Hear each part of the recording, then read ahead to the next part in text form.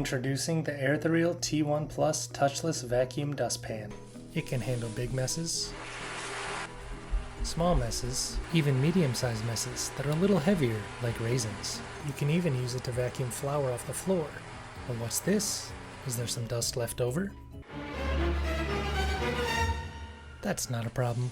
Spin the unit around, remove the dust hose, attach the nozzle, press the manual button, and you can suck up any leftover dust. For more power, press the setting button and suck up every last speck. If you don't want to use the automatic sensor, press the manual button and you can sweep into the dustpan just like you normally would. Replacing the dust bag is easy. Remove the cover, grab the white pull tab, toss the old bag aside, follow the arrow on the replacement dust bag and slide it into the slot.